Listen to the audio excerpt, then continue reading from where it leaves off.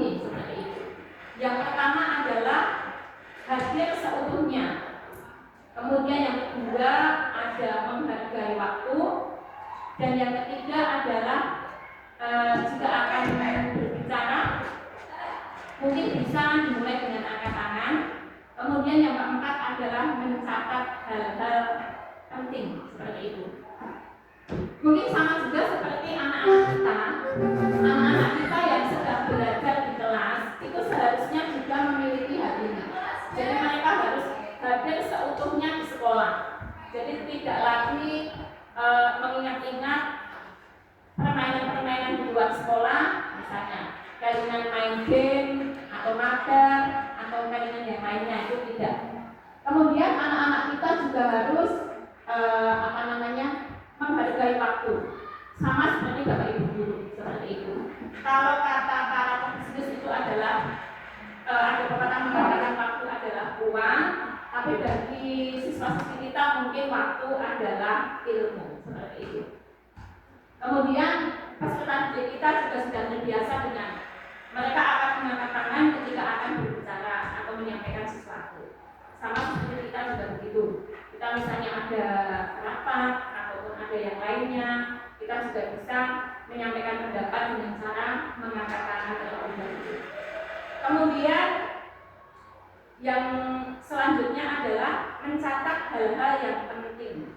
Jadi ketika dalam rapat ataupun anak-anak kita belajar, itu pasti mereka menyiapkan buku dan pensil atau bullpoint untuk menyampaikan hal-hal yang penting. Dan khusus untuk kita, bagi Bapak Ibu guru yang mengikuti rapat, kemudian workshop ataupun yang lainnya, apabila membawa HP, itu kan biasanya HP diminta untuk di silent atau dinonaktifkan. Itu adalah beberapa komitmen dalam belajar. Kemudian Bapak Ibu, monggo silakan diperhatikan ya. Ini ada pertanyaan pemantik. Bapak Ibu mungkin bisa menjawab setuju atau tidak setuju. Kalimat pemantiknya adalah, atau pertanyaan pemantik yang saya buat, hukuman dapat mendisiplinkan anak. Kemudian yang kedua ada hukuman dengan hal pemberian positif seperti membaca, itu dapat atau membersihkan halaman sekolah, itu bisa meningkatkan kedisiplinan anak atau tidak. Kemudian yang ketiga, memberi penghargaan itu dapat meningkatkan motivasi belajar anak atau tidak.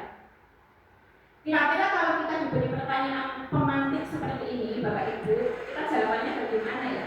Ini yang pertama, hukuman dapat mendisiplinkan anak. Kira-kira setuju atau tidak setuju? Menurut Bu Eni? Saya kurang setuju karena disiplin itu tidak harus dengan hukuman. Disiplin itu Bisa pakai mikrofonnya Bu Eni? Coba ada kalimat pemantik ini, hukuman dapat mendisiplinkan anak. Bagaimana ini? hukuman dapat mendisiplinkan anak. Mungkin bagi sebagian memang setuju saya. Tetapi kalau setiap kali anak tidak disiplin kemudian kita beri hukuman, itu saya tidak setuju karena tidak semua anak harus dihukum supaya dia disiplin. Gitu. Terima kasih. Oh iya. Terima kasih ya. Kemudian yang kedua, ini ada pertanyaan pemantik lagi. Hukuman dengan hal pemberian positif, misalnya membaca atau mungkin membersihkan halaman sekolah, itu kira-kira dapat meningkatkan disiplin anak apa tidak? Kalau hukuman seperti itu kira-kira setuju atau tidak? Mungkin menyampaikan. Oh ya Bu Indah, kira-kira kalau menurut Bu Indah setuju atau tidak? Menurut saya setuju karena itu langsung diberikan contoh, maksudnya misalnya membersihkan itu langsung kembali ke anak tersebut yang kena hukuman, bukan langsung hukuman langsung dikasih, maksudnya dikasih hukuman yang memberatkan, tapi itu langsung diberi contoh, misalnya kerjanya harus membersihkan apa kayak gitu. Oh iya, bisa jadi ya. Betul. Kemudian yang ketiga, ini adalah memberi penghargaan, itu dapat meningkatkan motivasi belajar anak. Kira-kira setuju atau tidak? tidak Pak Heru? Pak Heru mau jawab kalimat romantis. Kalau menurut saya dengan memberi penghargaan dapat meningkatkan motivasi belajar, saya sangat setuju. Dengan alasan karena dengan kita memberikan penghargaan kepada anak itu, anak akan menjadi sangat senang dan hasil belajarnya itu merasa dihargai atau dia merasa berhasil. Maka untuk meningkatkan motivasi belajar itu sangat setuju dengan memberikan penghargaan. Terima kasih. Oh iya, terima kasih Pak Heru. Oke ya, Bapak Ibu, jawabannya untuk pertanyaan romantis sudah diberikan. Coba nanti kita lihat ya Bapak Ibu ya, nanti di pertengahan slide nanti ada. Kemudian berikutnya, mohon diperhatikan untuk slide berikutnya. Nah, ini ada sebuah perubahan paradigma. Coba Bapak Ibu perhatikan di sini ya. Jadi di sini ada sebuah paradigma ya. Kegiatan kepalan tangan ada A dan B, atau Anda dan teman Anda. Sebelah secari kertas kecil, kemudian tuliskan benda atau sesuatu yang sangat berharga untuk Anda. Letakkan di salah satu tangan Anda dan genggam benda atau sesuatu tersebut dengan segala daya. Buatlah sebuah kepalan teman Anda yang B. Kemudian coba dengan sekuat tenaga, mungkin bisa dengan berbagai cara ya, mungkin bisa dengan meminta Anda memberikan benda tersebut, kemudian B bisa membujuk, mengancam, bahkan menghardik, atau merayu, atau bahkan menyuap misalnya, agar dapat membuka kepalan tangan Anda. Kira-kira apa yang terjadi? Contoh misalnya Bu Dwi membawa sesuatu, bisa dikatakan Bu Dwi menggenggam sesuatu.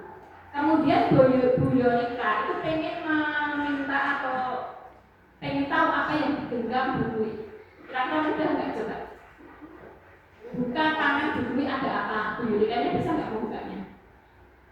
Kira-kira Bu Yonika kan ada beberapa cara untuk supaya Bu Dwi membuka ya.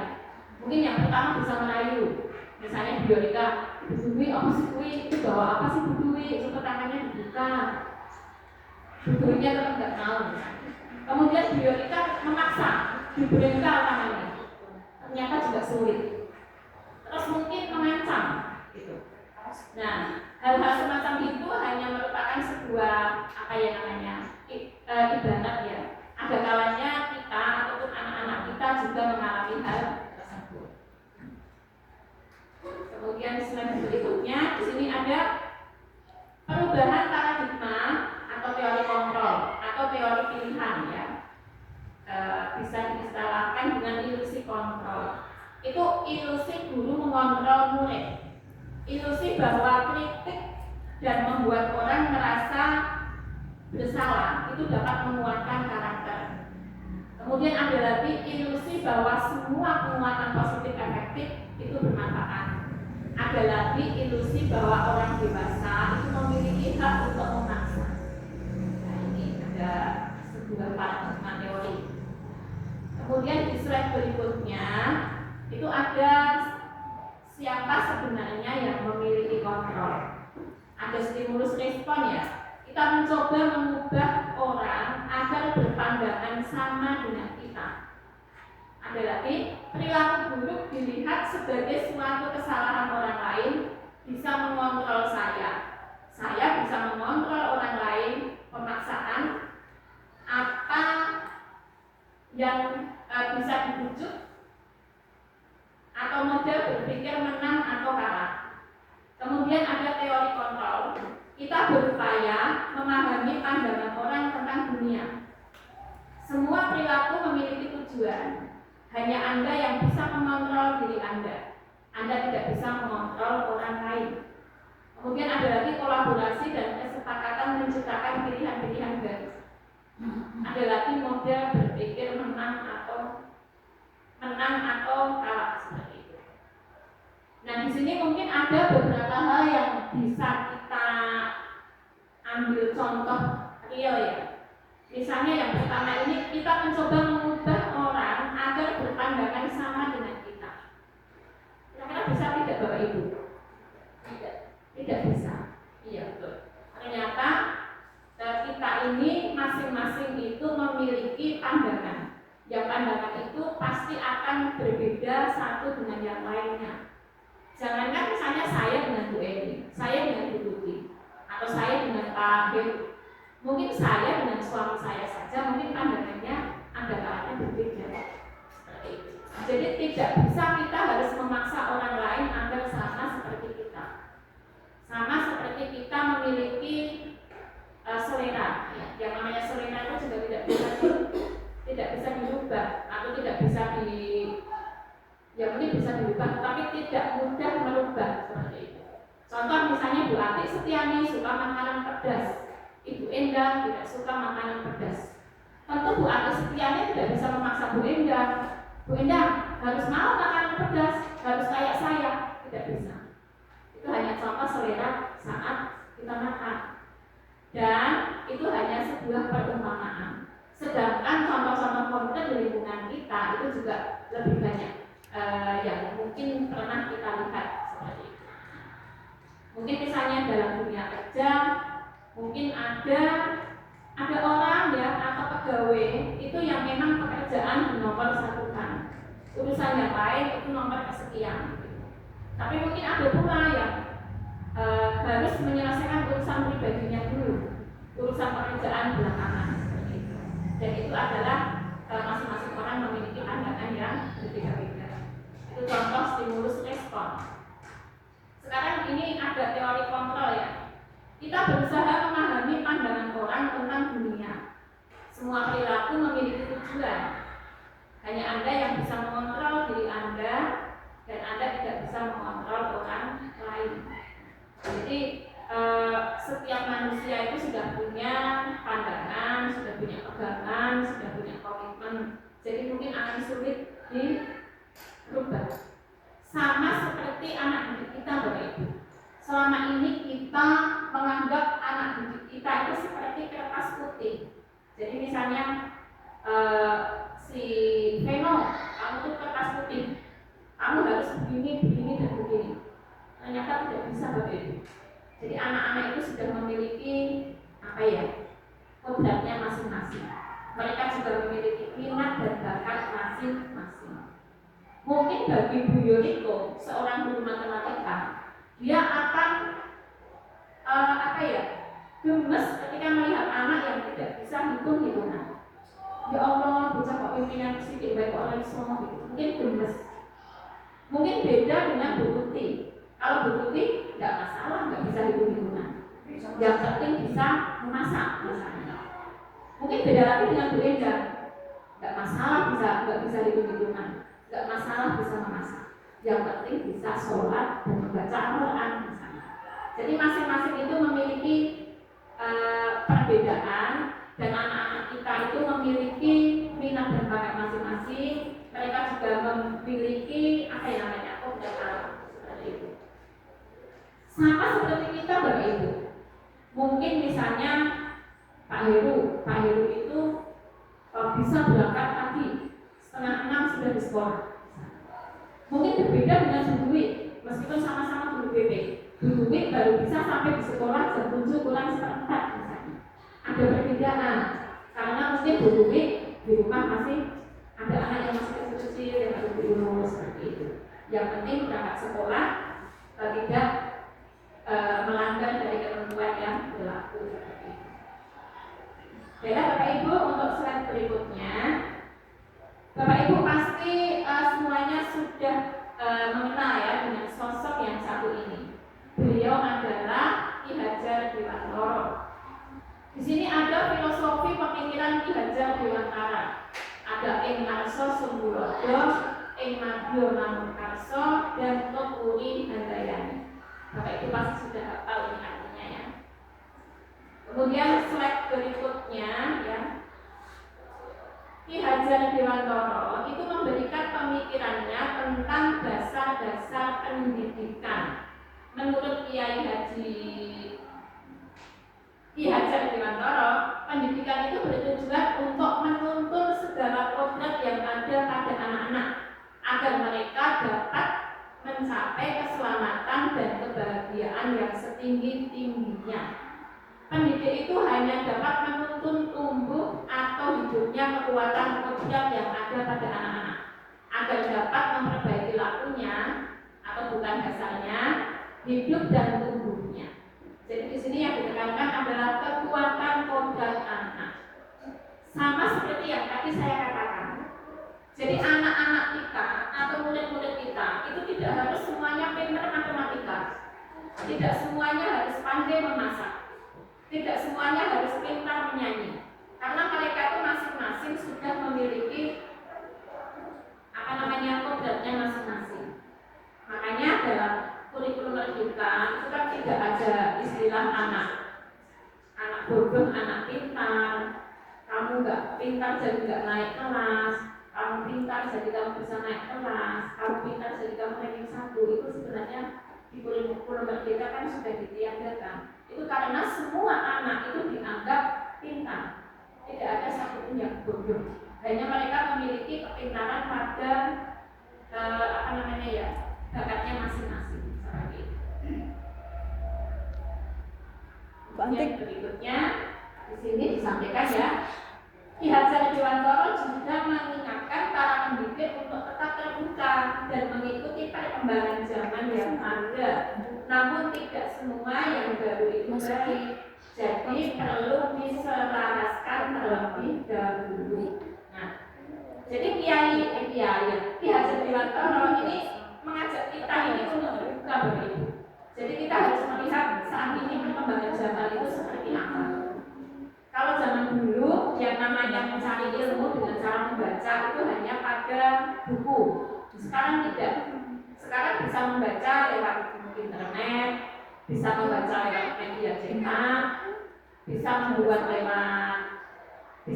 lewat apapun itu, seperti itu. Kemudian di sini juga disampaikan ya bahwa dasar pendidikan anak itu berhubungan dengan bentuk lingkungan di mana anak-anak berada. Sedangkan kodrat zaman itu berkaitan dengan isi dan irama. Artinya bahwa setiap anak sudah membawa sifat atau karakternya masing-masing. Jadi sebagai guru kita tidak bisa menghapus sifat dasar tadi. Yang bisa dilakukan adalah menunjukkan dan membimbing mereka agar muncul sifat-sifat lainnya, sehingga bisa menutupi atau mengaburkan sifat-sifat yang jelek yang ada pada mereka, seperti itu. Nah, kita mulai sampai pada apa itu budaya positif. Nah, dalam rangka menciptakan lingkungan positif, salah satu strategi yang perlu kita tinjau itu adalah penerapan disiplin di sekolah. Apakah efektif? Kemudian apakah sesungguhnya hal-hal tersebut itu masih perlu ditinjau kembali? Apakah sesungguhnya arti dari disiplin itu sendiri? Dan apa kaitannya dengan nilai-nilai kebajikan? Nah, di sini ada budaya positif di sekolah. Budaya positif di sekolah adalah nilai-nilai kebiasaan-kebiasaan di sekolah yang berpihak pada murid agar mereka dapat tumbuh, berkembang, serta memiliki motivasi intrinsik menjadi pribadi yang kritis, penuh hormat dan bertanggung jawab terhadap apa yang dilakukan. Sekarang ada pertanyaan lagi. Apa makna disiplin? Nah, di sini ada sebuah bagan Bapak Ibu, ada disiplin positif. Nah, di sini ada Anda tidak bisa mengontrol orang lain, hanya Anda yang bisa mengontrol diri Anda. Seperti itu. Ada makna disiplin, belajar kontrol diri dengan menggali potensi kita agar tercapai tujuan mulia, yaitu sesuatu menjadi seseorang yang kita inginkan berdasarkan nilai-nilai yang kita hargai. Nah, itu ya. Di situ nanti ada teori motivasi, kemudian ada 5 posisi kontrol, kemudian ada juga 5 kebutuhan dasar manusia. Berikutnya ada apakah makna disiplin? Nah, disiplin itu sendiri berasal dari bahasa Latin, Bapak Ibu. dari disiplina yang artinya itu belajar. Jadi ternyata berasal dari bahasa Latin. Nah, kata disiplin juga berasal dari akar kata yang sama, disiplin atau murid atau pengikut. Untuk menjadi seorang murid, seseorang itu harus paham betul alasan mengapa mereka mengikuti suatu aliran atau ajaran tertentu, sehingga motivasi yang terbangun adalah motivasi intrinsik, bukan ekstrinsik. Kemudian berikutnya ada teori motivasi perilaku manusia. Baik, ini yang pertama ya Bapak Ibu ya. Untuk menghindari ketidaknyamanan atau hukuman, apa yang akan terjadi apabila saya tidak melakukannya? Nah, ini masuk motivasi atas seperti itu. Kemudian yang kedua, untuk mendapatkan imbalan dari orang lain atau institusi, apa saja yang harus saya lakukan? Kemudian yang ketiga, untuk menghargai diri sendiri ya, saya akan menjadi orang yang seperti apa bila saya melakukannya? Seperti itu. Kemudian berikutnya ada restitusi. Mungkin Bapak Ibu sudah pernah mendengar kata restitusi seperti itu. Nah, apa sih sebenarnya restitusi itu? Restitusi adalah proses menciptakan kondisi bagi murid untuk memperbaiki kesalahan mereka, sehingga mereka bisa kembali pada kelompok mereka dengan karakter yang lebih kuat. Restitusi juga merupakan proses kolaboratif yang mengajarkan murid untuk mencari solusi untuk masalah mereka dan membawa murid berpikir tentang orang seperti apa yang mereka inginkan, kemudian bagaimana mereka harus melakukan seperti itu. Itu menurut dosen ya. Menurut dosen. Nah, kemudian di sini ada beberapa identitas ya. Ini mungkin Bapak Ibu bisa memperhatikan. Itu termasuk hukuman atau di situ ada identitas gagal, ada identitas sukses. Misalnya hukuman misalnya ya. Sesuatu yang menyakitkan harus terjadi. Itu hukuman. Konsekuensinya sesuatu harus terjadi. Nah, restitusi merupakan pilihan.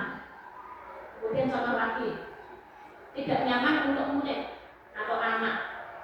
Kemudian konsekuensinya tidak nyaman untuk murid atau anak jangka waktu pendek.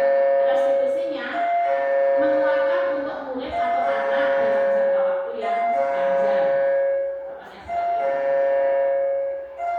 Kemudian berikutnya ada 9 ciri-ciri restitusi. Tadi Bapak Ibu sudah mengetahui definisi dari restitusi. Dan sekarang di sini ada 9 ciri-ciri restitusi. Yang pertama ini bukan untuk menebus kesalahan, namun untuk belajar dari kesalahan. Yang kedua, memperbaiki hubungan. Yang ketiga, tawaran bukan paksaan. Yang keempat, restitusi menuntut untuk melihat ke dalam diri. Yang kelima, restitusi mencari kebutuhan dasar yang mendasari tindakan. Kemudian yang keenam, restitusi diri adalah cara yang paling baik. Kemudian yang ketujuh, restitusi fokus pada karakter, bukan tindakan. Kemudian yang kedelapan adalah restitusi fokus pada solusi. Jadi harus menemukan solusi.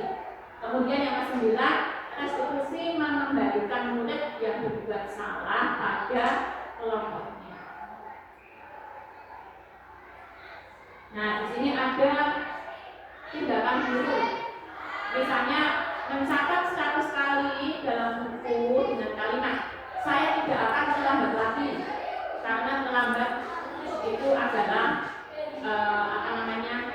tidak dibenarkan misalnya. Dan nanti Bapak Ibu bisa menuliskan itu termasuk hukuman atau termasuk konsekuensi. Ada lagi lari memiliki lapangan basket 2 kali karena terlambat belajar di sekolah. Itu maksudnya hukuman atau konsekuensi seperti itu. Itu ada beberapa tabel untuk mendeteksi. Kemudian berikutnya ada tindakan guru yang tadi ya. Ternyata kalau mencatat 100 kali dalam buku dengan kalimat saya tidak akan terlambat lagi, itu namanya hukuman. Kemudian lari mengelilingi lapangan hukuman. Tapi mungkin bisa diganti, misalnya menggantikan kertas tugas teman yang telah dicoret-coret, itu konsekuensi. Membersihkan tumpahan air di meja tulis karena tersenggol pada saat belajar, itu konsekuensi. Kemudian berikutnya ada perbedaan hukuman dan konsekuensi. Kalau hukuman itu sesuatu yang menyakitkan, kalau konsekuensi sesuatu yang harus terjadi. Hukuman itu membuat anak sakit, kalau konsekuensi anak tidak merasa sakit, tapi dia nyaman dalam jangka waktu pendek. Hukuman anak membenci kedisiplinan, kalau konsekuensi anak menghargai disiplin. Paksaan itu sudah hukuman, tetapi stimulus atau tambahan itu adalah konsekuensi. Baiklah Bapak Ibu, di sini ada kebutuhan dasar manusia. Ternyata manusia seperti kita ini memiliki kebutuhan dasar. Ya kita tahu selama ini mungkin kebutuhan pokok kita ya makan, pakaian, tempat tinggal begitu ya. Tapi di sini ada kebutuhan dasar manusia.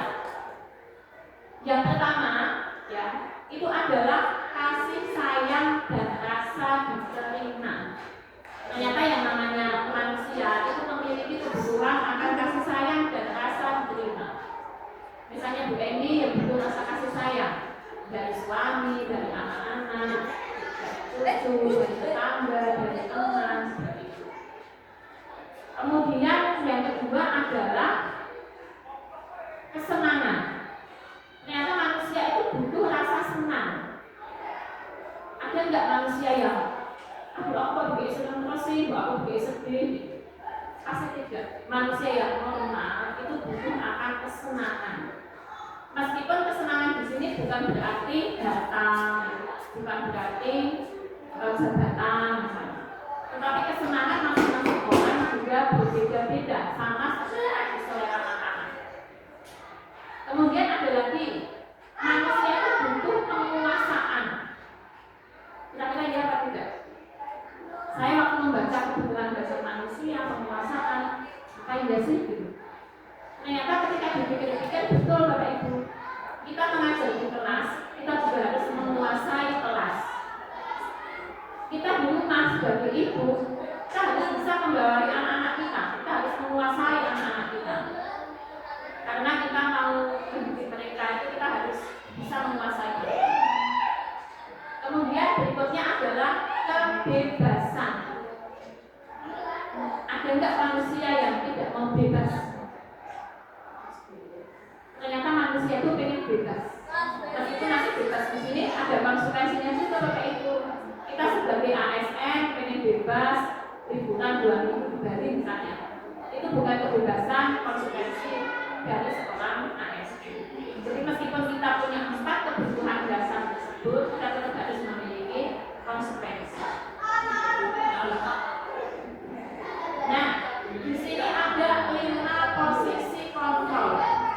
Ternyata kita seorang guru ya, ini ada 5 posisi kontrol. Yang pertama itu kita sebagai penghukum, kita sebagai pembuat rasa bersalah, kita sebagai teman, kita sebagai pemantau, dan kita sebagai manajer. Kita contohnya bagaimana ya Bu kalau kita sebagai penghukum? Misalnya Bu Evi Oktaviani mengajar bahasa Indonesia. Ada anak yang tidak mengerjakan PR, disuruh lari keliling lapangan 10 kali, muter gitu. Itu sebagai penghukum. Contoh lagi pembuat rasa bersalah.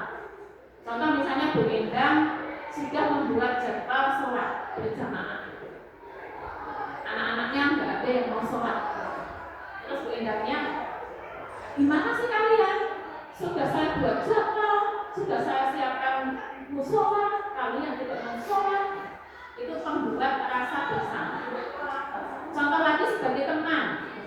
Mungkin contohnya misalnya Bu Sri Ningsih melihat anak murung, kemudian diajak duduk, ya, diajak bicara seperti sahabat. Akhirnya anak tersebut akan bercerita. Ada lagi yang tipe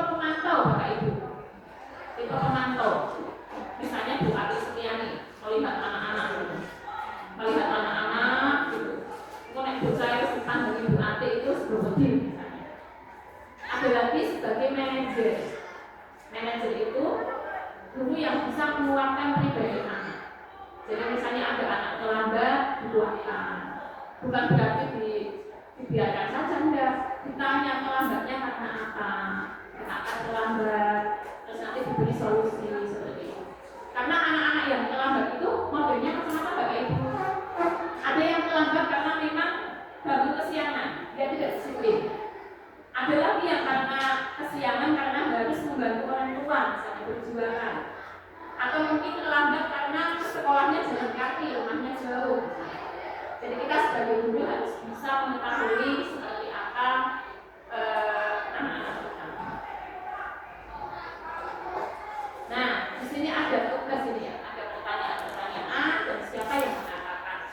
Misalnya saya kecewa sekali dengan kamu. Nah, itu membuat orang merasa bersalah. Kamu tidak pernah benar melakukannya. Itu penghukum. Ayolah lakukan demi bapak atau ibu. Itu seperti teman. Apakah kamu mau mendapatkan stiker bintang hari ini? Pemantau. Ada lagi, bagaimana kamu bisa menyelesaikan masalah ini? Itu manajer. Ada lagi yang kamu selalu yang paling terakhir. Penghukum. Itu contoh-contoh yang penting. Sekarang di sini ada segitiga restitusi. Di sini ada validasi kebutuhan, ada menstabilkan identitas, kemudian ada menumbuhkan sebuah keyakinan. Nanti ada contohnya begitu. Langsung saja di sini ada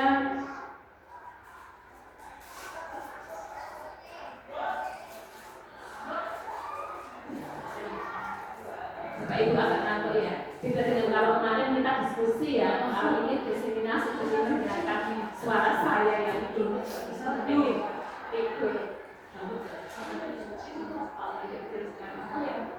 Nah di sini ada menstabilkan identitas ya. Misalnya ini kata berbuat salah itu hal yang manusiawi. Tidak ada manusia yang sempurna. Bapak Ibu juga berbuat salah. Kita pasti bisa menyelesaikan permasalahan itu. Apakah kita pernah bicara seperti itu dengan anak? Pernah nggak Bapak Ibu? Misalnya ada anak terlambat, itu kita mungkin biasa, ayo terlambat, kenapa kamu terlambat? Itu atau kamu terlambat kenapa? Ibu juga pernah terlambat? Mungkin tidak ya, belum seperti itu ya. Nanti akan ada contoh-contohnya. Sekarang slide berikutnya ada validasi kebutuhan. Nah, misalnya membantu murid mengenali basic ya atau kebutuhan dasar yang ingin dipenuhinya. Ketika melakukan kesalahan itu, pada dasarnya setiap tindakan manusia tujuannya adalah memenuhi kebutuhan dasar. Apakah itu penguasaan, kebebasan, kasih sayang, dan rasa terima, kesenangan, atau mungkin itu hanya sekedar bertahan hidup. Misalnya contohnya, kamu bisa saja kan melakukan hal yang lebih buruk, tapi kamu tidak melakukannya kan? Kita melihat anak-anak kita berbuat salah, terus kita tanya seperti ini. Mungkin ada kalanya ya Bapak Ibu ya perlu kita biasakan. Kemudian berikutnya ada menanyakan keyakinan. Anak melihat kesalahan dihubungkan dengan norma sosial dan nilai-nilai yang mendasari manusia berinteraksi dengan orang lain. Misalnya, apa nilai-nilai yang kita percaya di kelas atau di sekolah kita? Nilai-nilai universal apa yang telah kita sepakati? Jadi tidak langsung menyalahkan, tetapi mengembalikan ke keyakinan kelas yang sudah pernah berubah.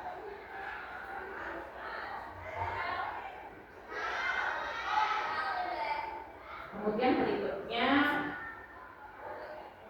mengapa tidak peraturan saja? Mengapa harus keyakinan kelas? Dulu waktu saya masih sekolah SMP, itu adanya ya peraturan. Sekarang saya jadi guru bagi siswa di SMP, adanya keyakinan kelas. Jadi ternyata memang beda ya, aturan dan keyakinan itu nanti ada sedikit perbedaan. Atau sebenarnya itu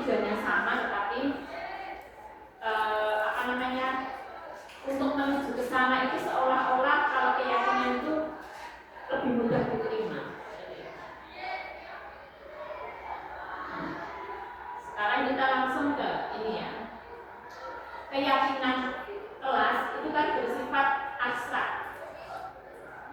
Jadi ada aturan yang lebih rinci dan konkret. Dan keyakinan kelas ini merupakan pernyataan-pernyataan yang universal, di mana keyakinan kelas hendaknya tidak terlalu banyak sehingga mudah diingat. Yang penting itu bisa mencakup seluruh keinginan yang disepakati bersama.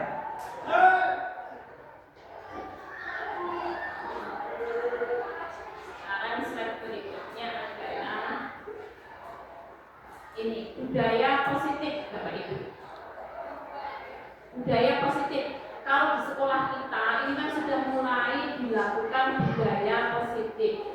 Mungkin dari peraturan kelas atau sekarang yang namanya keyakinan kelas. Saya lihat di kelas-kelas kita itu semuanya sudah ada tempelan keyakinan kelas. Mungkin Bapak Ibu membuatnya sejak kita pelatihan di BMM, itu ada disiplin positif, di mana ada membuat kesepakatan atau keyakinan kelas. Saya pertama kali mengetahui hal ini adalah ketika saya mengikuti pembelajaran di BMM. Jadi saya membuat aksi nyata berupa membuat bukan keyakinan kelas, tapi kesepakatan kelas. Mungkin Bapak Ibu ada yang bertanya-tanya, bedanya apa kesepakatan kelas dan keyakinan kelas? Mungkin sepintas sama, tetapi ternyata berbeda Bapak Ibu. Jadi ketika waktu saya membuat BMM itu ya, itu saya baca ternyata yang pertama dilakukan itu harus membuat kesepakatan kelas. Kesepakatan kelas itu dibuat berdasarkan komitmen bersama. Misalnya kelas 8A, keyakinan kelasnya adalah yang pertama, datang tepat waktu. Yang kedua, membuang sampah pada tempatnya. Yang ketiga, misalnya memperhatikan guru saat pembelajaran. Itu adalah sebuah kesepakatan. Mengapa datang tepat waktu tidak ditulis, tidak boleh terlambat? Karena dalam kesepakatan itu jangan ada kata-kata yang tidak seperti itu, karena nanti jadinya kayak peraturan. Nah, ketika kesepakatan kelas itu sudah bisa dilaksanakan, itu baru bisa menjadi keyakinan kelas. Jadi kalau sudah bisa budaya, namanya baru keyakinan kelas. Sama seperti kayak budaya positif.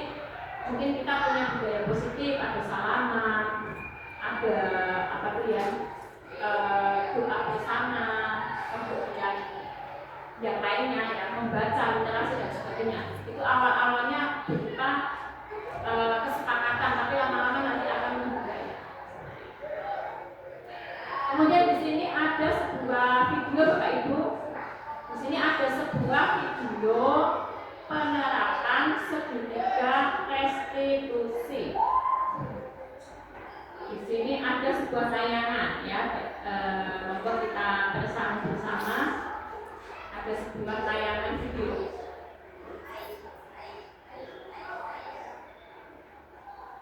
Kok tidak nyala ya?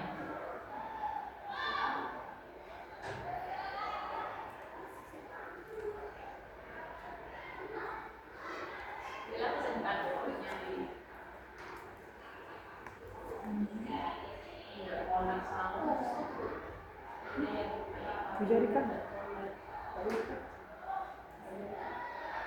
Oh iya Bapak Ibu, cukup dilihat saja ya. Di situ ada sebuah video, ya. Ini ada siswa yang namanya Alif. Alif di sini pada saat pelajaran IPS dia itu terlambat datang. Jadi dia datang pada pukul 8:05. Padahal pelajaran IPS dimulai pada pukul 7:25. Jadi terlambatnya lama. Di sini kalau penerapan segitiga restitusi yang dilaksanakan itu tidak boleh langsung memarahi Alif seperti itu, tidak. Tetapi kita buat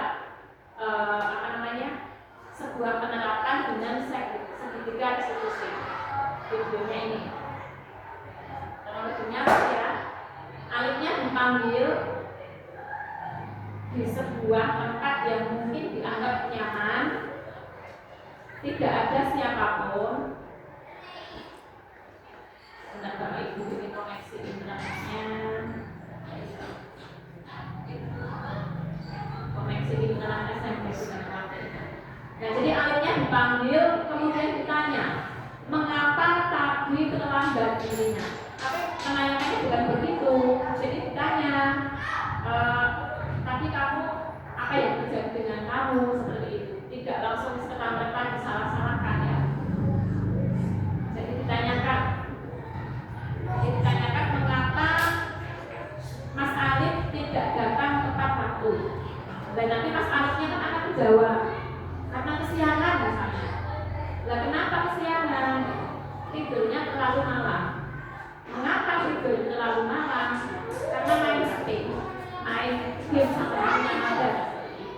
Kemudian guru tidak boleh langsung menyalahkan. Ditanyakan, kamu tahu tidak? Itu maksudnya sesuai dengan keyakinan kelasmu atau tidak? Nanti dia akan mengingat keyakinan kelasnya, di mana keyakinan kelasnya adalah datang tepat waktu. Kemudian nanti guru akan bertanya, upaya apa yang akan kamu lakukan supaya tidak terlambat lagi? Nanti anak akan mencari cara. Mungkin caranya tidur lebih awal, tidak main HP sampai larut malam seperti itu. Dan guru juga jangan langsung menyalahkan.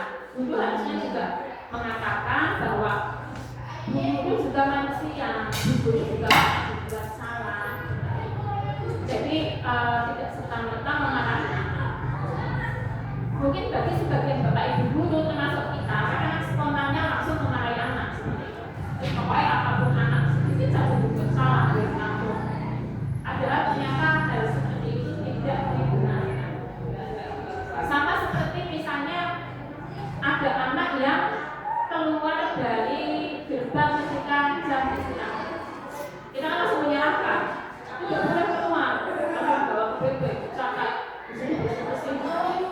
Padahal harus ditanyakan, kenapa keluar? Oh, jajan di luar. Kenapa jajan di luar? Di sana lebih murah menyenangkan. Jadi harus ada penerapan segitiga restitusi di dalamnya. Tidak serta-merta langsung disalahkan.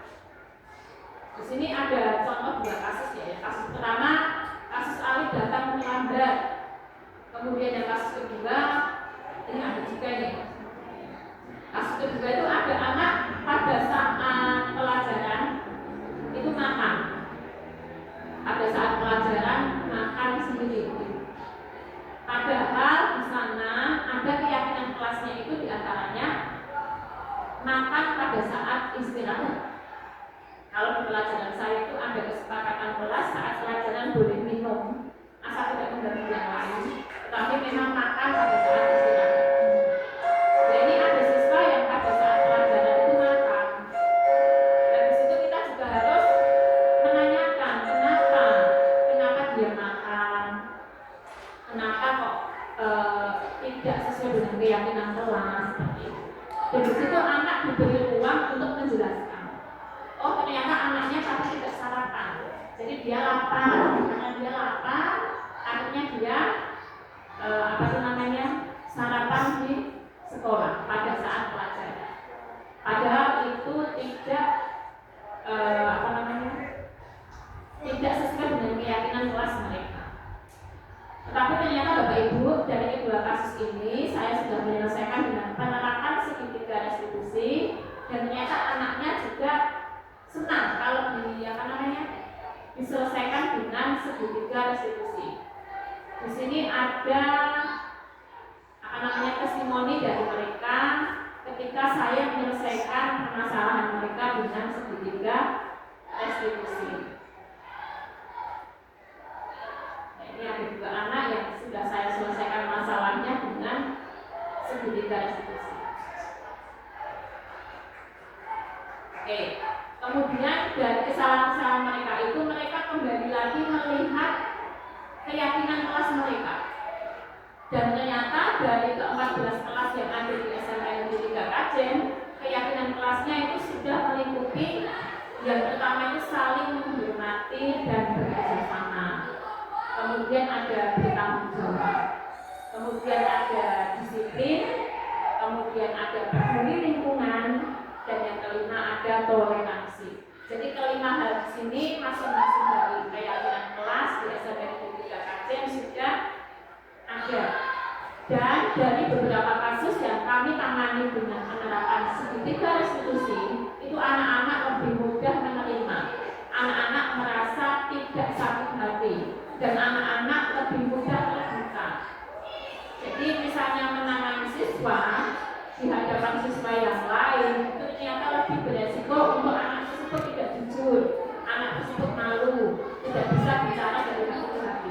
Tapi ketika dipanggil berhadapan langsung dengan guru yang bersangkutan, itu dia bisa bicara dari hati ke hati. Dan di sini ada beberapa foto-foto ya, yang tadi ada berkaitan dengan penerapan segitiga restitusi. Mereka jadi ingat bahwa keyakinan kelas yang sudah mereka buat bersama itu adalah sebuah bentuk komitmen yang harus dilaksanakan. Jadi tidak boleh tidak dilaksanakan seperti itu. Meskipun tidak ada kata-kata tidak, tapi mereka sudah membuat keyakinan kelas yang akan mereka terapkan pada diri mereka masing-masing. Di situ sudah ada curah pendapat, kemudian ada menempel peraturan yang mereka inginkan, kemudian ada mengelompokkan peraturan yang intinya nanti harus sama, kemudian menyepakati keyakinan kelas dan menempelkan keyakinan kelas seperti itu. Baiklah Bapak Ibu, itu tadi ya diseminasi budaya positif yang sudah saya buat, kemudian juga sudah saya terapkan dan alhamdulillah bisa berhasil dengan baik. Nah, sebelum saya akhiri, mari kita sebagai bapak dan ibu guru kita juga harus melaksanakan disiplin sesuai dengan aturan kita sebagai seorang ASN. Jadi kita harus masing-masing dari kita harus membudayakan diri untuk selalu berbuat hal-hal yang baik. Bahkan kita sebagai seorang guru juga harus bisa memberikan contoh kepada murid-murid kita. Karena yang namanya guru itu pepatah mengatakan kan di buku dan guru seperti itu. Jadi kita harus bisa menjadi contoh untuk anak-anak kita semua. Dan harapan saya semoga budaya positif yang ada di sekolah kita akan terus berkembang dan berjalan sesuai dengan harapan. Mungkin hanya itu Bapak Ibu, diseminasi dari saya. Apabila ada kesalahan mohon maaf. Akhir kata, wassalamualaikum warahmatullahi wabarakatuh.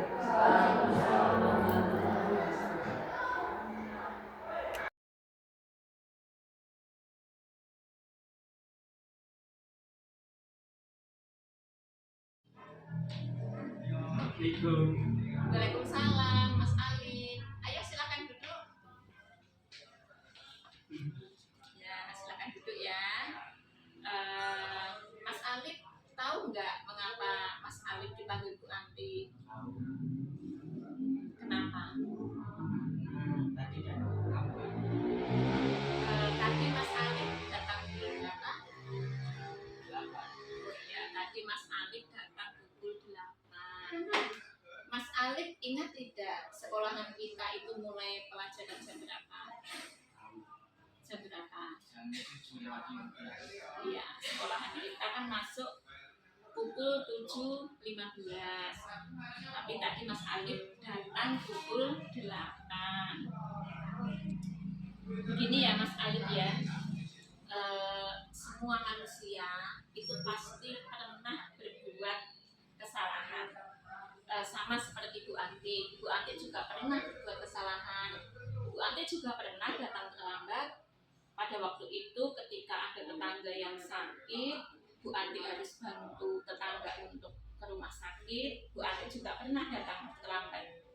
Tapi kita di sini tidak akan mencari siapa yang salah dan siapa yang benar. Kita kita akan bersama-sama mencari solusi supaya menjadi lebih baik. Bu Anti pengen tahu mengapa Mas Alif kok datang terlambat? Kenapa? Karena kesiangan. Oh, berarti tadi Mas Alif bangunnya kesiangan. Lah mengapa sih kok bangun kesiangan itu kenapa? Soalnya semalam tidurnya jam 10. Oh, tidurnya jam 10. Lah, apa yang Mas Alif lakukan sampai tidur jam 10? Makan sama teman. Oh, makan sama teman, main HP, main game.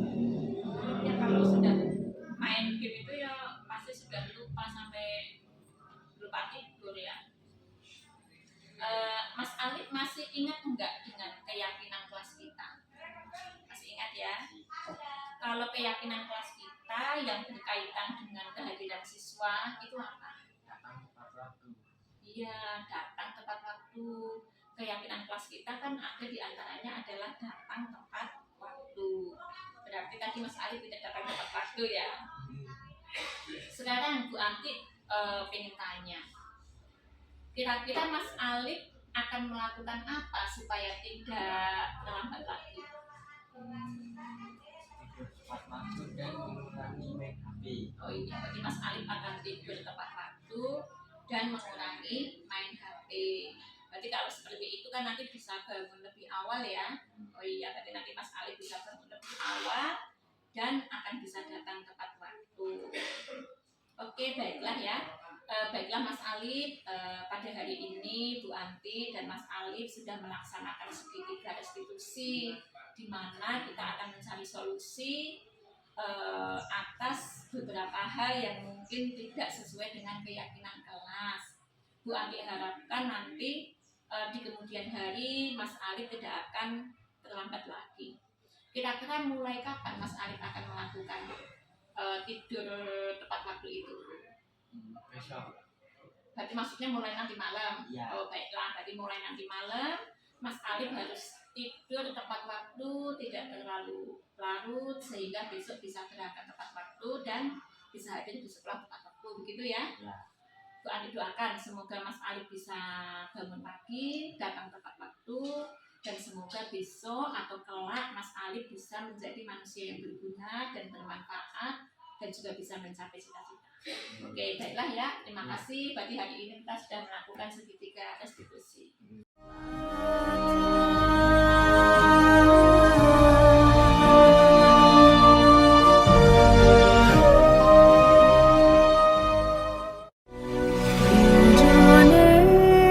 Indonesia tanah air beta, pusaka abadi nan jaya.